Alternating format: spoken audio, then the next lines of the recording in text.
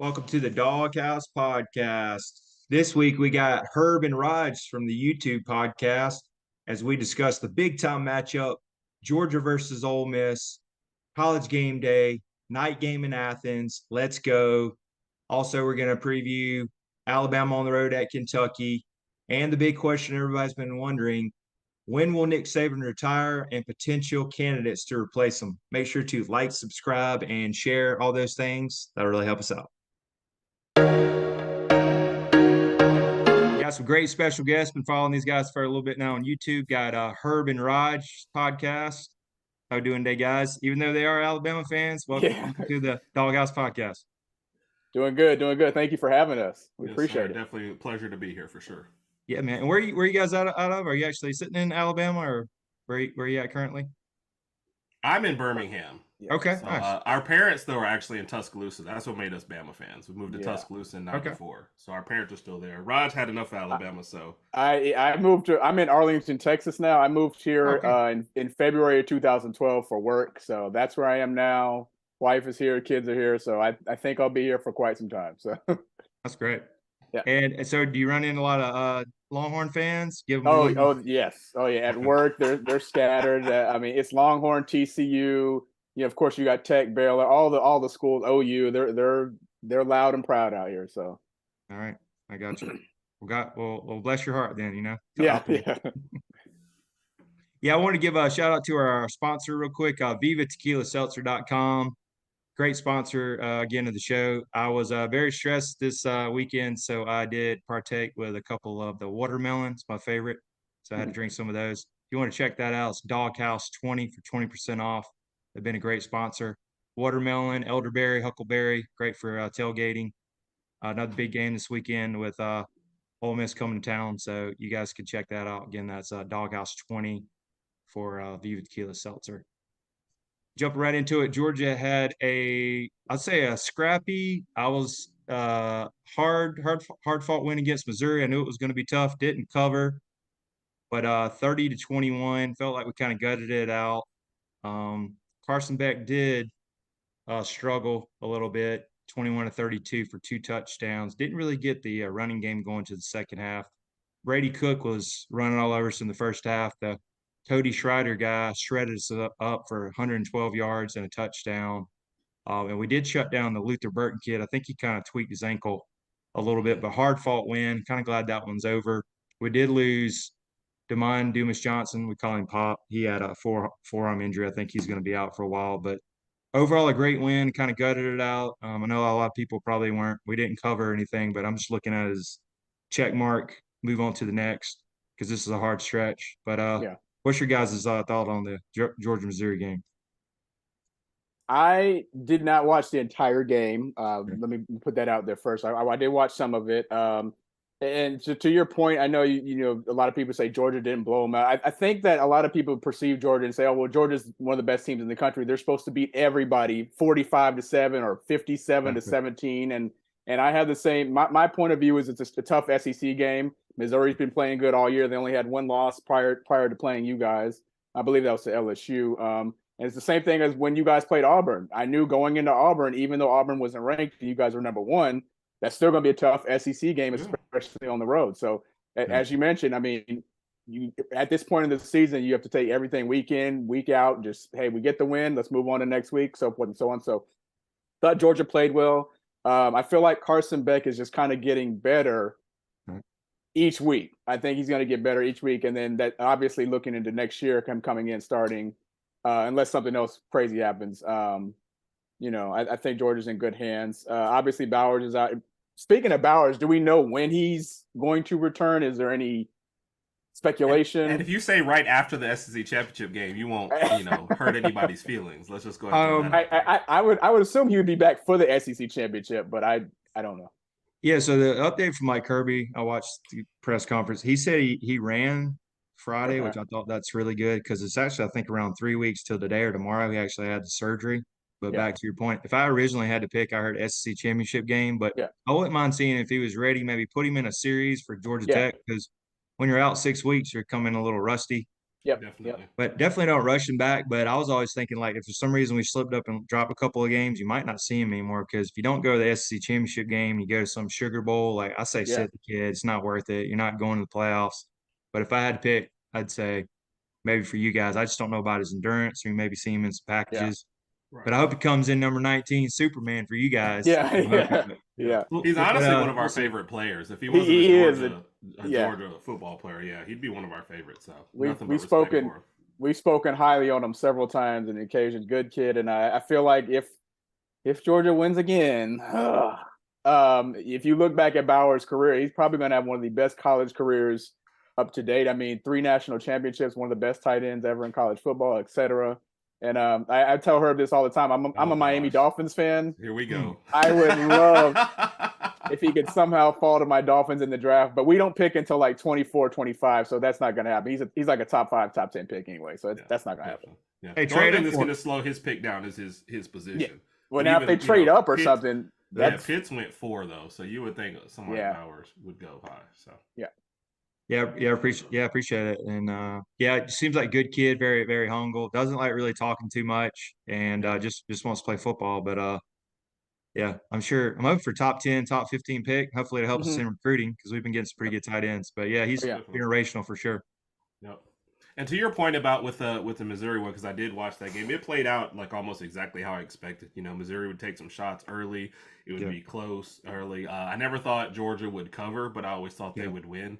And I think it just plays into the perception of people, oh, Georgia's not as strong. Why? Because they're not covering? Like, that's a made-up number from someone somewhere else. Like, you've won 2 in a row. You're taking everyone's best shot. Like, and I don't think sometimes people understand taking everybody's best shot. Like, there are plays that through the year that now teams are like, these are the plays for Georgia. Like, these are the game plans for Georgia. And you say that doesn't happen. It happens. In Game 3, Missouri was probably already looking ahead when they thought they had a good season going, thinking, there's some of this stuff we've got to hold for them. So, they're taking everybody's best shot, but the point is they're winning. And for anybody who thinks that it's not, they're not as dominant, not playing, like every team in the country would trade places with Georgia right now. So let's not, except I guess outside of Michigan, but they would try to steal that spot if they could. But otherwise, we're envious of it. So let's not pretend that it's not, that they're not playing well or something. And I think that's what people try to make it into sometimes.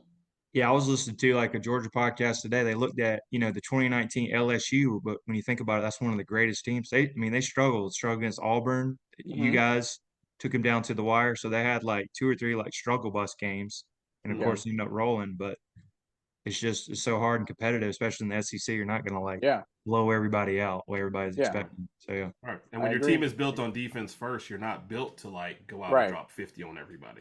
It's not going to be like a Washington USC game. Yeah, exactly. You're perfectly happy if you get up 10, grind the clock, grind it out, and take a 10-point lead. And I think other teams like they watch, like Roger said with the Pac-12, they're like, oh, when those teams are up 14, they push it to 28. Well, that's not how football's played down here. We're perfectly happy with a 10-point victory if it means the last possession took 7 minutes off the clock and the other team didn't get the ball back. So exactly, completely agree.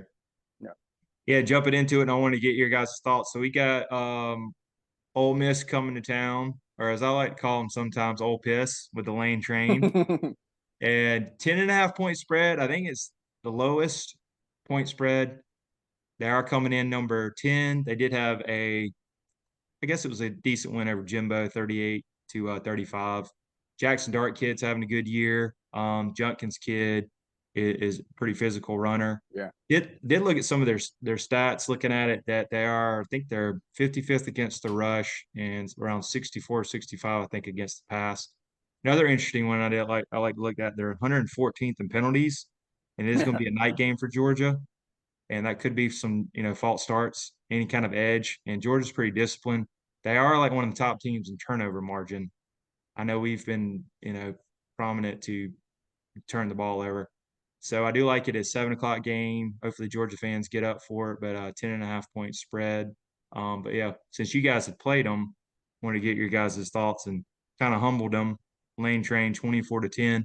I do hope though, Lane somehow runs his mouth and tweets something out because Kirby loves some bulletin board material. Oh, yeah. That would be one of the quiet, but man, I'm hoping things he could just say something. Yeah, but he did that against Alabama too, though. So that was pretty stupid. So I was about to say that's just right down Lane's train. I didn't mean to say it like that, but that's just his train of thought to do something like that anyway. But Herb, you can go ahead.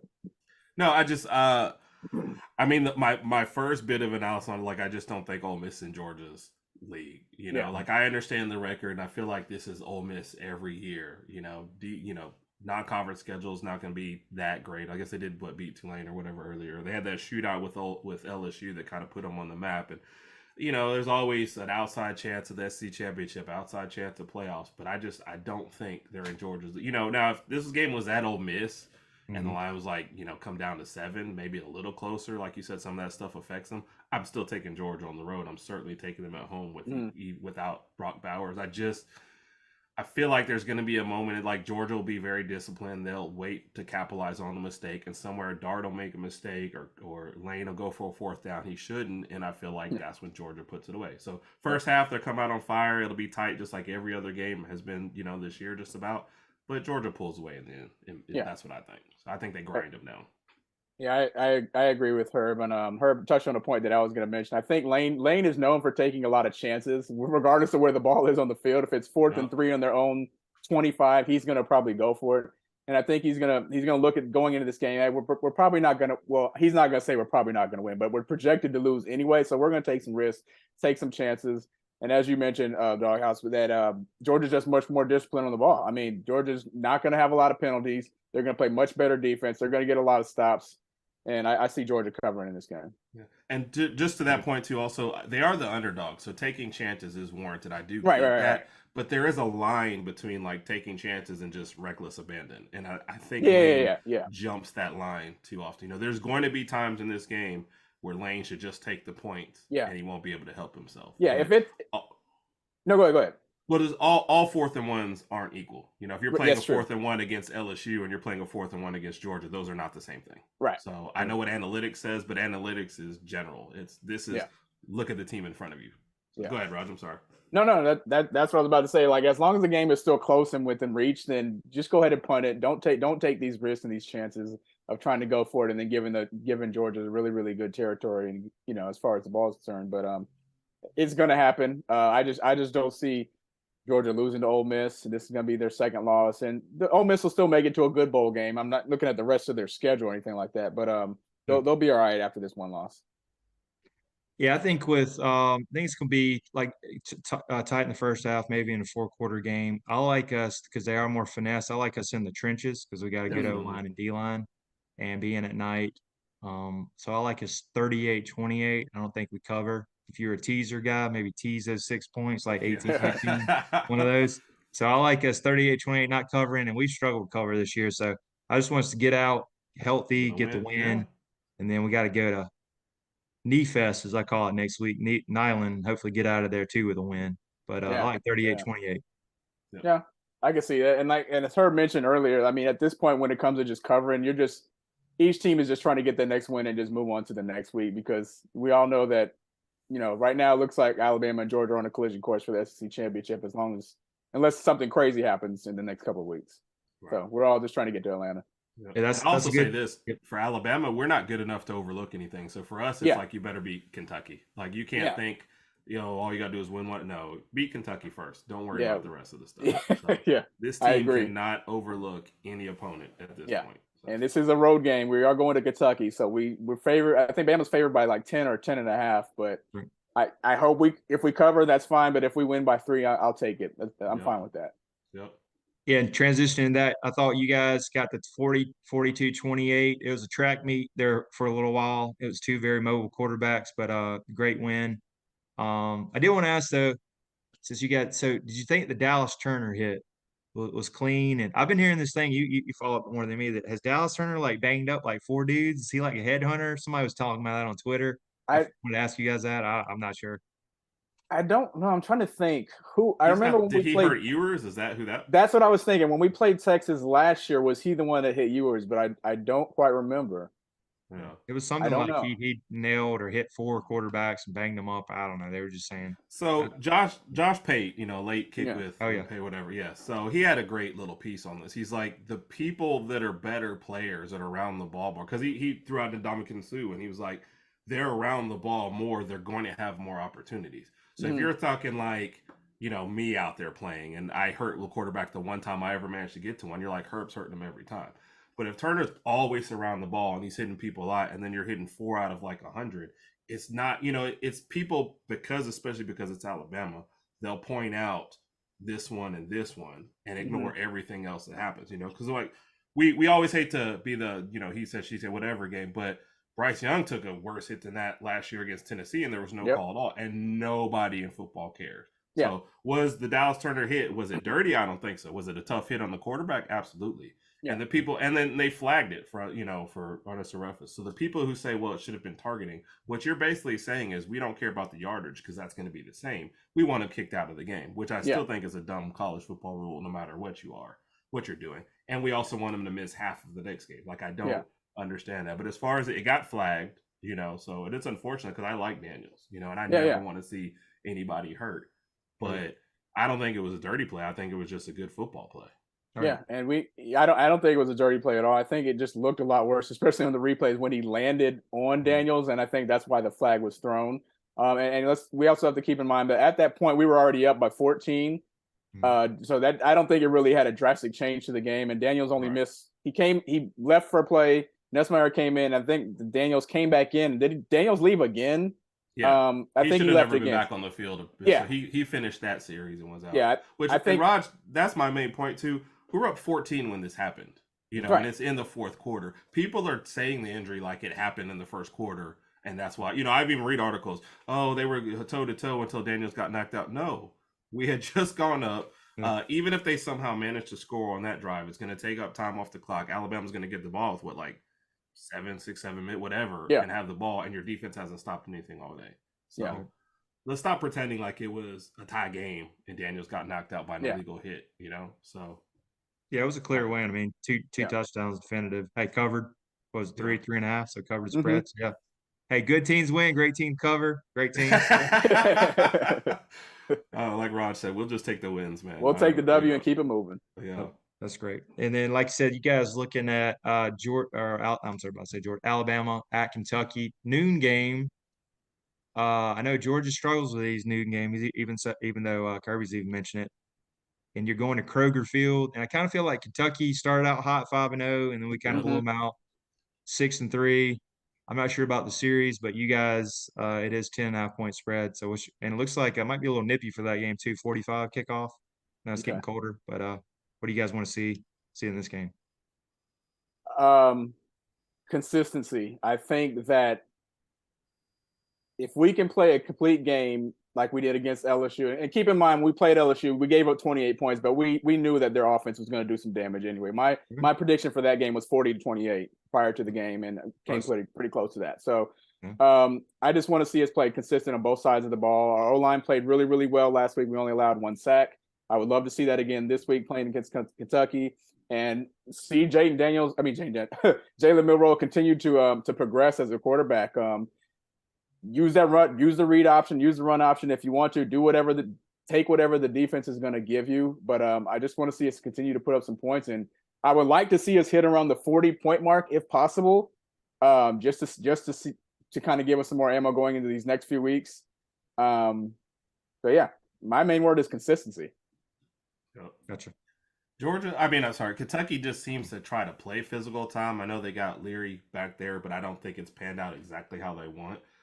We also seem to struggle with the noon games, the 11 o'clock games. So I feel like we'll come out slow and they'll keep it close for a while. But I think that second half we turn on and we start to pull away from a little bit. And Kentucky's just not. So like going into the Tennessee game and going to the LSU game, my fear was always we start slow and they go up a couple touchdowns.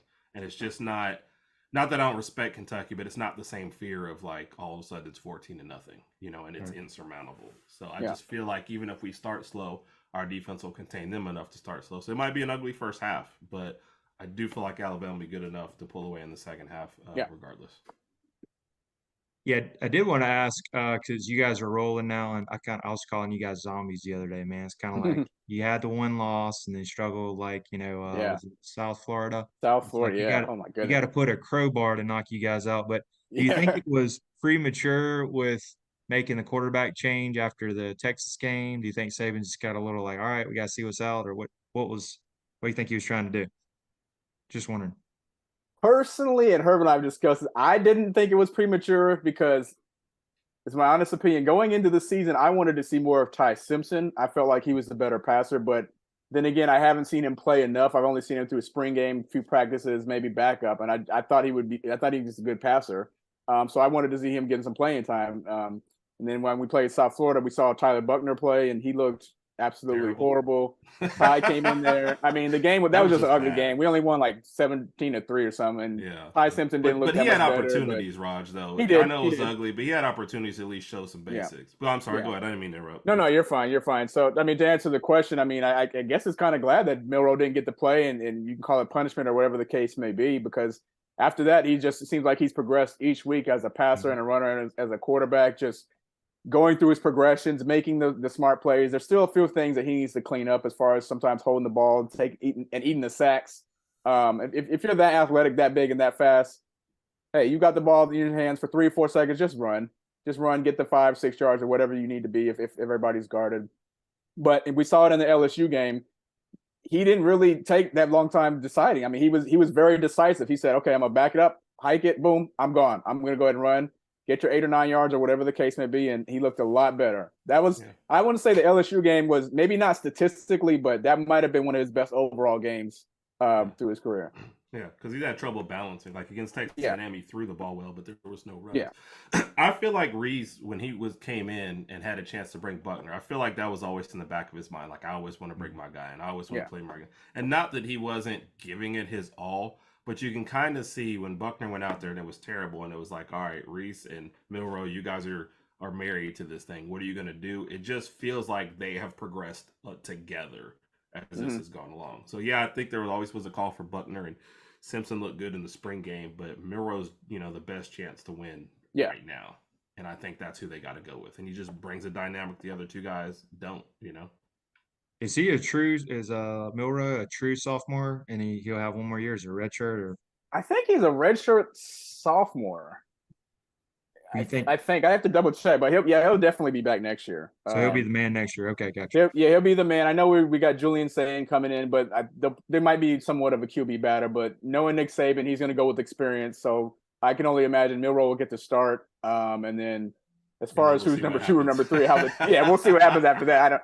Because I even told Herb, I mean, you can only expect that some of these guys, enter the transfer portal. You got Lonergan, Eli Holstein, Simpson. I don't know what Tyler Buckner is going to do. I mean, I don't know where he's going to go from there. But once these guys start sliding down the depth chart, and they're so used to getting all this playing time in high school, then they sit out 1 or 2 years. They're most likely going to go somewhere else. So yeah, I agree. Good deal. And then there is some questions I always want to ask. I haven't really able to ask a lot of Alabama questions I wanted to ask, but how many more years does the GOAT have, Nick Saban? And who would you like to see? Maybe, I know it's still some years down the road. Who are some of the candidates you would like to see to come in and replace him? Huge shoes to fill. I honestly feel like he's trying to get one more and go out on a higher note. And I feel like, when the NIL first started, I think he was really tired, but then he didn't want to go out the way these last 2 years ended for sure. He seems like he's having way more fun this year, and I think he's doing more actual, not that he never was coaching, but like this team, like you could tell they need a lot of coaching, every week to week, game to game. So I feel like he's doing a little more of that. As far as who, I wouldn't have minded Sark at one point just for the offensive mind for sure. Kind of like what Dan Lanning has done out at Oregon. Those would be like my top 2. And there's no disrespect to Kirby Smart. If I'm Kirby, I don't leave Georgia. Like if you, of course not. You've kind of got his own thing going on. They are like I want. So that's not a slight to Kirby. I just would never. Like if I'm Kirby, I don't leave. Please don't call him. Yeah. No, I mean if I'm Kirby, you have brought Georgia, because Georgia was never bad. They were just at that level and they couldn't get over the hump. And right. Kirby shoved them over the hump. So Yep. if I'm Kirby Smart, I stay at Georgia. You don't have any less resources than anybody else. Right. You know, you've built a great brand there, and you're on point. So I wouldn't leave there if I was Kirby. Yeah. Let's not buyouts a lot too. I think 2 years ago we signed him like 110, 120, whatever it is. It's crazy buyout. Wow. That's another reason. No, Jimbo's got a crazy buyout. Everything else, I think, Jimbo. And no, we will not be calling Jimbo. Yeah, no, we're not doing that. I think Saban's got about, I want to say 4 or 5 more years left. If 5 at the max, to be honest with you. I mean, 72 though. 72 on Halloween, right? All right. Yeah, he's 72 right now. I think from what I hear, he still looks like he's in good shape. I think he does want to win 1, maybe if not 2 more titles before he retires. As far as his replacement, I mean, Herb and I have talked about this. I initially said, I guess we'll see who the new coordinators are coming in. Obviously, we've got Tommy Rees and Kevin Steele, and maybe you promote one of those, but I don't think that's going to happen. I like Kevin Steele as a defensive coordinator. Tommy Rees, give him a few more years, he'll get even better as a coordinator. I think he's progressed this season, but I don't know. I even once thought about the idea of, I know you guys are going to laugh at this, that Dabo coming back home because he's from Alabama. He played at Bama, but seeing what's going on in Clemson and him not embracing the transfer portal and things like that. I mean, that's today's college football. You have to do that. You have to dig into that portal. You got to get the players. I don't think that's going to happen. So to answer your question, I don't know. Whoever it is getting fired after 3 years. So I don't know that I would. I mean, that's all people will say. That wouldn't happen. You got really big shoes to fill, and exactly everything he does. Saban wouldn't have done this, and Saban wouldn't have done that. So whoever comes in needs to have a really good first year, renegotiate a contract with a high buyout, and then enjoy the next 2 years because that'll be it for you. Yeah. So the 2 names I heard real quick, like I said, you probably don't like them, but what I heard, I think Josh Pate might have. So Josh Pate actually 2 years ago, he's looking terrible now. He liked Cristobal, which I know you wouldn't touch him. But I also heard Dabo, which is a popular name, and somebody mentioned recently, I know it's just because of the offense. How about, would you take the Lane train? I know the whole, but I heard no, too risky. But I heard Lane Kiffin all of a sudden, so. I'll say this: if we did take Lane, our offense would put up some points, but I just don't know how disciplined the overall team would be, and I just feel like they would be having too much fun, and then the boosters and fans would just not like it, and it just wouldn't fit. Lane, I think Lane's a good coordinator, just not a great head coach. I mean, if you look at his resume, he's been a lot of. I forgot he was with the Raiders at one point. Raiders, USC, Tennessee. Obviously, he was with us. He just likes to be the story too much, and I just don't think that's what an Alabama head coach is, should be or will be. So no. Yeah. All right, let me do one way out of left field, and I got to ask, how about Coach Prime? Would you take him? Come on, man. I think that again, I just think it's too much for Alabama. This is just too much like down home and not really moving along that much. Like Coach Prime was just too much of a show, I think, at Alabama. So, but I do like what he's doing at Colorado, though. I mean, they won four games. They probably should have won 6 games at least. I mean, they just fumbled the ball here a few times. But I think he's going to be a great recruiter. He's really seems like he can relate to the younger guys a little bit. He's going to do some great things at Colorado. It just so happens that the Pac-12 is on fire this year, so he's got a lot of competition there. Yeah. So I will say I like Paul Feinbaum, and then of course I had to listen in after you guys lost to Texas just because the callers. One guy he goes, Saban's done, man, it's time. But then he said, man, how about Coach Prime? Them boys is playing up. They're 4-0. But anyway, the guy was going off. Prime. I was like, there's no way. I mean, I mean, you give Deion some time. I mean, he's even mentioned he's got to get a beefier O-line to protect the quarterback. Got some great players. This is going to take some time. I mean, it's his first year. They won 4 more games than they did last year anyway. So, I think he'll be all right there. And then real quick, because it changes each week, what's Herb N Rodg's playoff top 4 currently as of this week? All right, good question. I'll give mine real quick. Okay. I'll keep mine I think the way I had it the week before. I like Georgia, Ohio State, Michigan, Washington, and Florida State and Oregon in my 5 and 6 spots. Okay. So I have Georgia, and I cheat with putting Ohio State and Michigan at 2 and 3 because they get to play each other. So it's kind of like it's my safety valve there. Yeah. I got Georgia at number 1 too. I just don't think Georgia's done anything to kind of lose a spot. That they played a few close games this year. We know that, but I don't think they've done anything to just lose the number 1 spot. Then I got this is where it gets tricky. I guess Ohio State because they got some really, really good wins. Washington because that win over Oregon. Then Michigan, Oregon, and then I forgot. Oh, I'm sorry. I skipped Florida State. I'm sorry. Yes, sure. Oh wow. Yeah, I'm gonna have Florida State at 5, then Oregon.